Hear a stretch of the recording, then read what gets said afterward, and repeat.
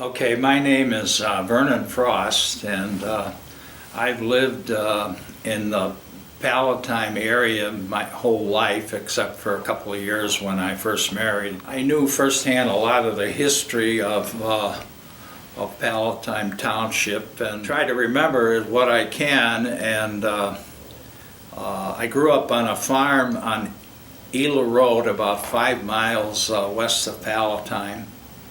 And I lived there until 1948. My father died in 1947, and the grandfather had died also. And so they needed to sell the farm to settle the estate. And your grandfather's name? My grandfather's name was Louis H. Frost, and we lived we had 80 acres on Ela Road and bounded by Central Road and almost to Frost Road on the north. But there was a woodland there that we used as our cow pasture. We rented it from a relative, and today there's many nice homes in there, and it was all hickory and oak trees. It had the cows kept the grassland manicured. It was like a lawn. And our church used to have their church picnics there each year. And your church was? Yeah. Say the name of your church, please. St. John's Church. And they had a couple permanent stands built there, like for a bingo stand, and they used to set up games and stuff. And during World War II, the government came in and they took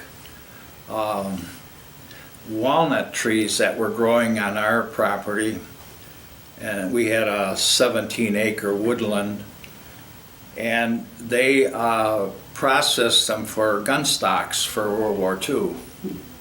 And I don't know how many they took, but they cut quite a few trees down, mature walnut trees. And I grew up there. I started early working on the farm. I remember when I was 6 years old, I already had chores to do. And What did you have to do? well, I threw the silage down from the silo, climbed up in the 40-foot silo and threw the silage down, and fed the cows, got the stuff ready, and got the milk cans into the barn for milking, and I fed the chickens and the ducks and all the stuff that my mother had there, and got the feed, and during the day, in the summertime, my grandpa was a fanatic on thistles. And matter of fact, there was an ordinance in the township that if they found thistles growing on your property, you would get a citation and have to pay a fine. So every day it was put a hoe in your hand and you went out and cut thistles down. And so that was our playtime. And we had, there were a couple of houses in that woodland there, and I used to deliver milk, fresh milk and eggs to those people, and sometimes help some of the people there rake their lawns and stuff. And I went to the country school, District 18, which was located on Ela Road, about a quarter mile south of Algonquin. I believe that was all Bergman land around there, because Bergman had 200 acres plus there. And we used to walk to school. It was probably about a half mile. And there were some other kids in the neighborhood, the Plody kids, and but I didn't have much time to play because there was too much work to do. So I grew up in that work ethic. So after my father died, my mother auctioned off the personal property and purchased a house at 24 North Oak Street. And my grandmother, my dad's mother, she also lived with us. And she took care of us kids while my mother went out and worked during the day at Sanborn School. And she worked there for many years. Later she was the head cook. And there was many jobs that we had. The St. Paul's Church was always very good to us. And my mother and I used to be the sexton for the church. We'd clean the church Saturday. And if somebody died during the week, or it was a tradition to ring the church bell, one stroke for each year of age. So that would be done at 12 o'clock noon. So I had to come home from school and do that. And if somebody was 90 years old, that was a task. He would tire you out. But Reverend Gum, he lived on the corner and was the pastor, and he was a wonderful man. And I grew up there and went to high school, graduated from high school, and got married in 1958. To my wife Carol. We're going to be married 55 years this year. Same woman. We had 2 children. We lived for a short time on Thomas Street in Arlington Heights, and then we bought the house on 265 North Hale, and I've lived there for ever since, and I'll probably die there. But we go way back. We knew many of the families that lived in town, and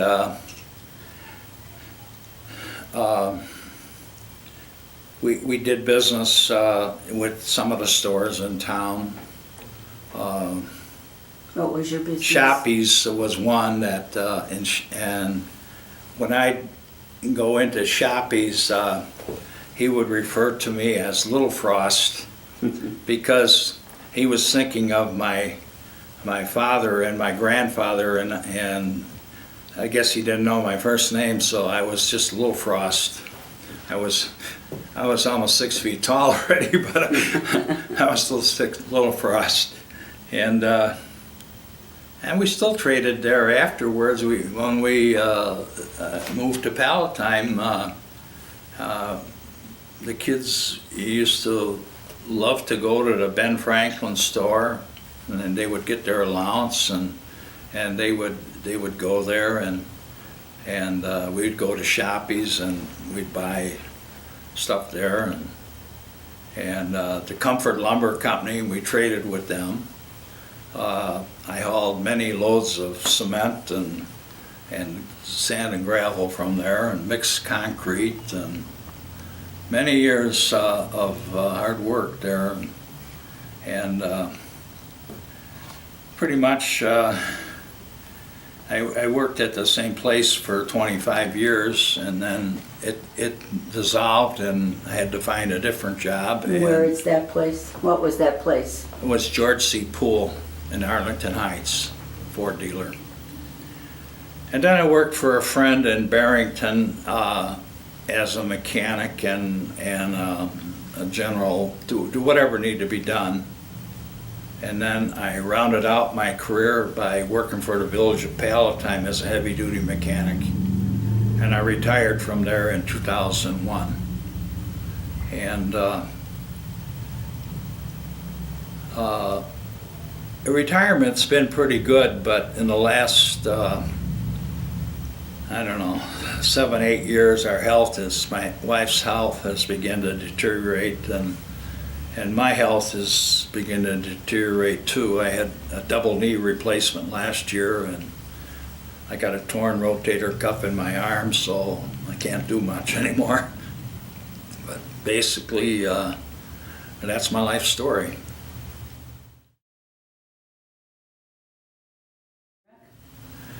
Yeah, I can remember the train wreck that they had in Palatine. It was, I think it was a cold November night, and there was a terrific crash or noise about 6:30, 7 o'clock in the evening, and I guess we all walked downtown to see what happened, but we didn't have any water because the water main got broke under the railroad tracks.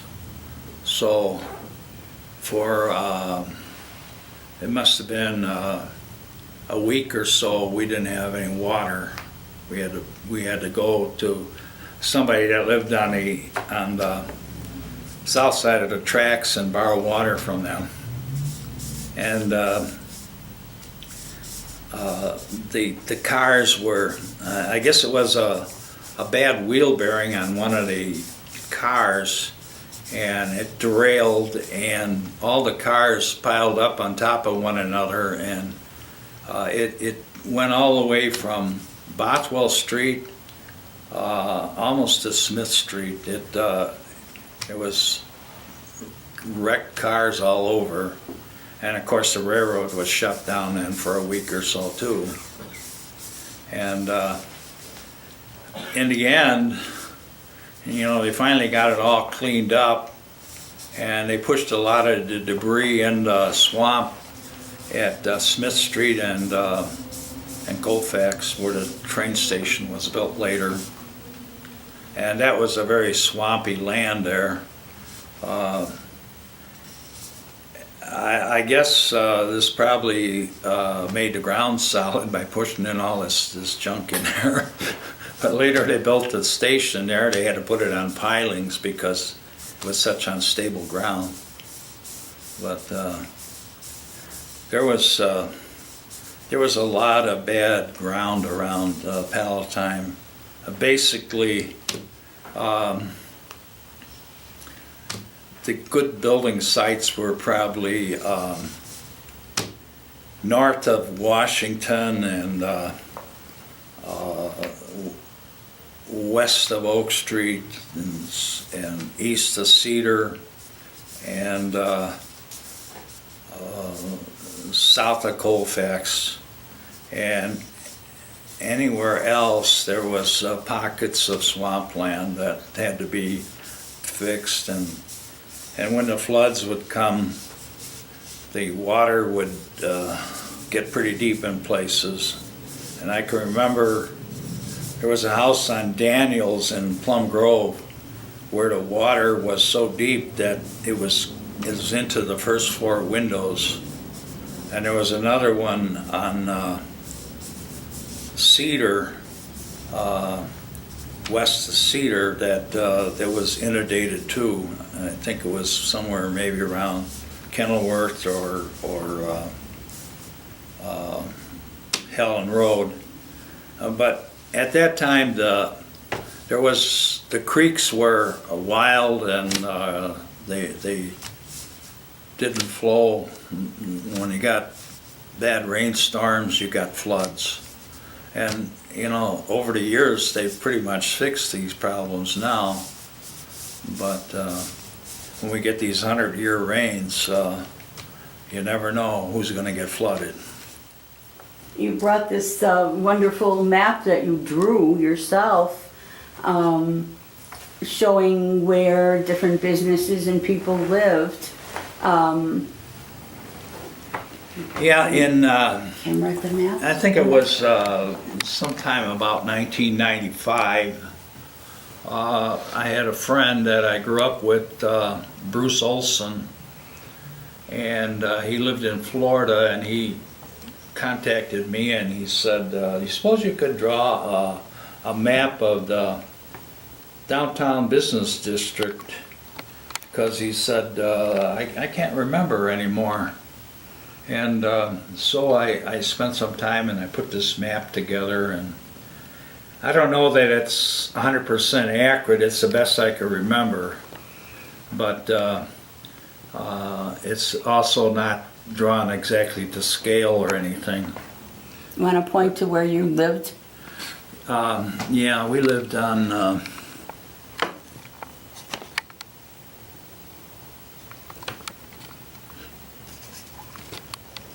right here, 24 North Oak Street. That's close to us. Not far from the Clayton House. Right. Yeah. Right. And And this map is based on what time period? what I- Basically, yeah. what you remember from what time period? 1950s? From in the 50s, yeah. Because I got married in 1958, and so, but we used to come to Palatine because our mother still lived here. We used to come here and do our shopping and our banking and everything, and basically we patronized some of the same stores that we always did. And there's been so much change that has come about in the last 30, 40, 50 years that you wouldn't recognize any of these places anymore. For instance, the block, which would be it would be Slade Street between Bothwell and Brockway. There were quite a few small businesses there, and even at one point, the A&P was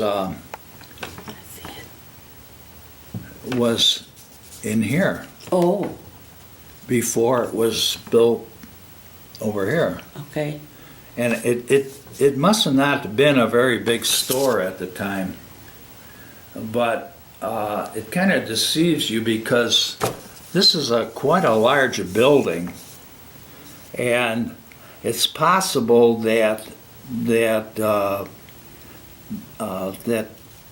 all these businesses didn't go all the way to the back, and that the back part of this building was used as a store and warehouse for these, because the post office was even back in there.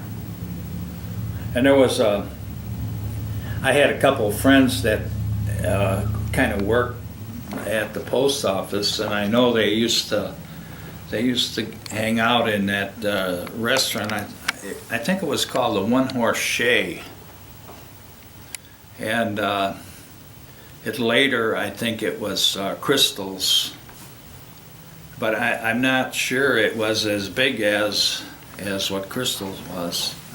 It was just a hole in the wall place. It wasn't very big. But there was Hammers. They rented the tux that everybody got married in. And where was that, on Slade Street? that's gone today. And the Palatine Pastry Shop, my sister worked there when she was in high school.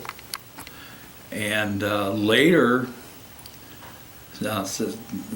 go forward about 30, 40 years, the Palatine Pastry Shop was then owned by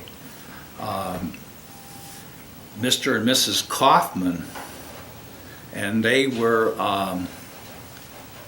immigrated from Switzerland, and they bought that bakery. And my daughter, when she got to be 15 or 16, she was looking for a job, a summer job, and she got a job at the Palatine Pastry Shop. And that's where she met her husband. And then my wife worked at the Palatine Pastry Shop too.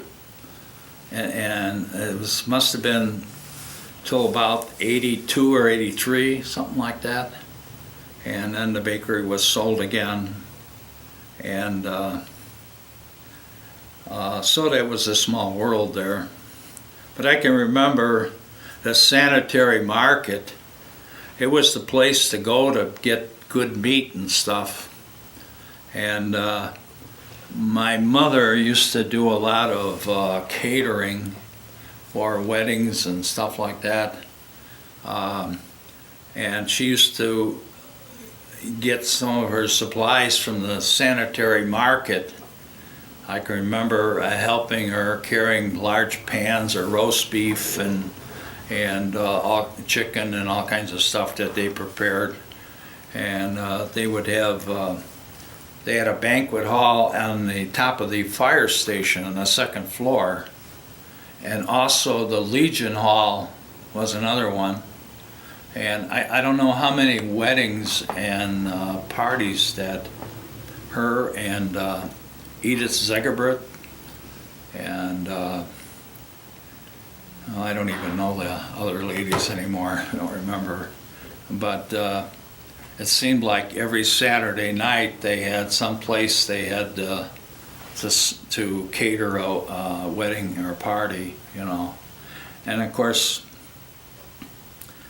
my mother had a hard time because she was widowed, never had a job before coming to town, and she was very lucky to be hired by the Sanborn School at the time. They were just opening in 1948, and her and a couple other ladies made all the lunches for the school kids, and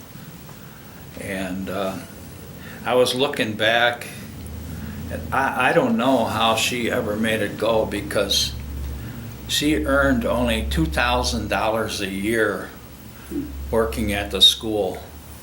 And she had 4 kids to feed and grandma and herself, 6 people to, I think that she brought a lot of leftovers home from school, stuff the kids didn't eat. I can remember toasted cheese sandwiches and stuff like that, and people would toss them in the garbage or they wouldn't eat them, you know. And she would pick them off and stick them in the refrigerator. That was our supper. So she also worked at the Dairy Queen, which was is at Palatine Road and Brockway, in that where there was a liquor store there called the Cork and Bottle that was owned by Corbers, and they built a Dairy Queen or Ice Tasty Freeze or something, and my mother used to work there in the summertime or the season, you know, and she was always working somewhere. She had, and she had me working too, you know. I guess she was afraid that idle hands would get into trouble, so she started me working at Wilcox's bowling alley. Where was that? When I was 13 years old. Where was that? That was on Bothwell. It was where Dirty Nelly's was later. Bothwell and the Railroad. Yeah. And I was only 13. And then when I had time, there was a little lunchroom there run by the Campbells, and they would find something for me to do, washing dishes or peeling potatoes or something like that. And you know, every nickel that I could bring home was something more that the family had, you know. And then in the summertime, I usually worked out on a farm for either my uncles or somebody like that. And then when I got into high school, I think from my sophomore year, I I got a job at the high school working as a custodian part-time after school and full-time on Saturday and full-time in the summertime. And I worked there all through high school. And then after high school, I found a job working at a dealership, and I stayed there for 25 years. What was the high school like back then? Well, it was very small. Actually, On Wood Street, right? on Wood Street, it was the auditorium is still there, but the rest of the school only went as far as Oak Street. There was a gymnasium on that end, and there was maybe it was 2 stories. There was maybe 10 or 12 classrooms, and that was it. And I mean, our class was only 90 people, so. And then in 1951 or 52, they built an addition on it that it wasn't even as big as what you see there now, because they built another addition later. But Did you play sports in high school? no, No? I didn't have time. Okay. I worked a lot though in the locker rooms. I mean, I knew all the coaches and everything, and Dick Welty was, I guess, one of my favorite. And you know, he was good to me. I got to say that. Everybody was good to me. I had no problems. I got to credit that I got a good education at Palatine High School that served me very well later in life. Probably better than what you see in some of these other schools today. I mean, when I graduated high school, I knew how to balance my checkbook, and I knew how to keep records, and I was prepared for life. I really was. And so I've had a good life. I have no complaints. I have wonderful kids, 2 wonderful grandchildren who are college graduates. So we've done pretty well.